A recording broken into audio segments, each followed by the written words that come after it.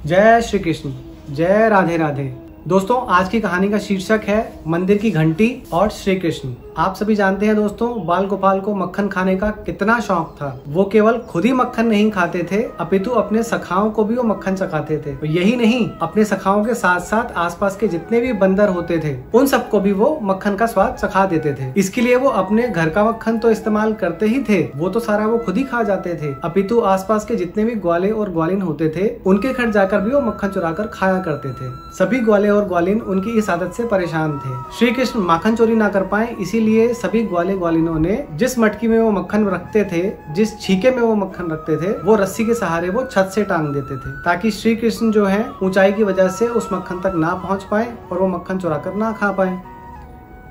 परंतु हमारे श्री कृष्ण की लीला तो अपरंपार है। वो अपने सभी सखाओं को इकट्ठा करते थे, एक मानव पिरामिड बनाते थे और उस मटकी तक, उस छीके तक पहुंच जाते थे और खुद भी माखन खाते थे और अपने सभी सखाओं को भी माखन खिलाते थे। और जैसा कि मैंने बताया, बंदरों को भी उन्होंने मक्खन का स्वाद चखा दिया था, वो भी उनके साथ मिलकर खूब माखन खाते थे। एक बार की बात है दोस्तों, एक ग्वालिन को एक युक्ति सूझी कि मैं उस मटकी के साथ, जो कि हवा में टंगी हुई है, उसके साथ एक घंटी टांग देती हूँ। जैसे ही श्री कृष्ण जी उस मटकी तक पहुँचेंगे, जैसे ही उस मटकी को हाथ लगाएंगे, वो घंटी बज पड़ेगी। तो उस ग्वालिन ने उस मटकी के साथ घंटी बांध दी। अब श्री कृष्ण जी चुपके चुपके, चोरी चोरी, दबे पांव उसके घर में जब दाखिल हुए अपने सभी सखाओं के साथ, तो सभी लोग मानव पिरामिड बनाने लगे। मानव पिरामिड बनाते हुए श्री कृष्ण के जो सखा थे, श्री धामा, उनकी नजर उस घंटी पर पड़ी। उन्होंने श्री कृष्ण को घंटी दिखाते हुए चेताया। श्री कृष्ण ने उनको कहा, तुम 2 मिनट रुको, मैं अभी इस घंटी से बात करके तुम्हें बताता हूँ। श्री कृष्ण जी उस घंटी के पास गए और फुसफुसाया, घंटी, जब मैं माखन चुराऊंगा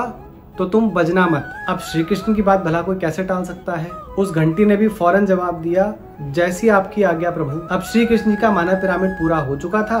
वो उस मटकी तक पहुंच चुके थे। उन्होंने अंदर हाथ डाला और मक्खन निकाला, एक एक करके अपने सभी सखाओं को चखाया। सभी सखाओं ने मजे से वो मक्खन खाया, घंटी नहीं बजी। उसके बाद कुछ मक्खन उन्होंने आसपास के बंदरों को भी खिलाया, उन्होंने भी बड़े चाव से खाया, तब भी घंटी नहीं बजी। जैसे ही उन्होंने अपना माखन भरा हाथ अपने मुंह पर लगाया, वैसे ही घंटी फौरन बज पड़ी और बजी ही नहीं, अपितु बजती ही गई, बजती ही गई, बजती ही गई। घंटी की आवाज सुन के वो ग्वालिन फौरन दौड़ी आई। कृष्ण के सभी सखाओं में भगदड़ मच गई। अब कृष्ण जी मटकी के साथ लटके हुए थे, सबसे ऊपर थे, नीचे से उनके सारे सखा भाग गए। कृष्ण जी अकेले उस मटकी के साथ ही टंगे रह गए। ग्वालिन ने फौरन आकर उनको पकड़ लिया और उन्हें कहा कि आज तो तुझे मैं ऐसी सजा दूंगी कि तू याद रखेगा। बाल गोपाल बोले, तनिक ठहरो गोपी, तुझे जो सजा देनी हो वो मुझे दीजो, परंतु पहले मुझे इस घंटी से बात करने दे। इतना कहते हुए उन्होंने घंटी की तरफ रुख किया और उस घंटी को कहा, क्यों री घंटी, तू क्यों बज पड़ी? मैंने तो तुझे बजने से मना किया था। कहती, प्रभु मैं अपनी आदत अनुसार बज पड़ी। तो उन्होंने कहा, तू पहले क्यों नहीं बजी? जब मैंने अपने सखाओं को मक्खन खिलाया और जब मैंने बंदरों को मक्खन खिलाया तब तो तू नहीं बजी। तो घंटी ने उनको जवाब दिया कि हे प्रभु, जब आपने सखाओं को माखन खिलाया तब मैं नहीं बजी, क्योंकि आपकी आज्ञा थी। जब आपने बंदरों को माखन खिलाया तब मैं नहीं बजी, परंतु जब आपने माखन खाया तो मैं आदत अनुसार बज पड़ी, क्योंकि मंदिरों में जब भगवान को भोग लगाया जाता है तो घंटियां साथ में बजाई जाती हैं। जैसे ही आपने माखन का भोग लगाया तो मुझे तो बजना ही था, इसीलिए मैं बज पड़ी। घंटी का ये जवाब सुनकर बाल गोपाल भी निरुत्तर हो गए। तो दोस्तों,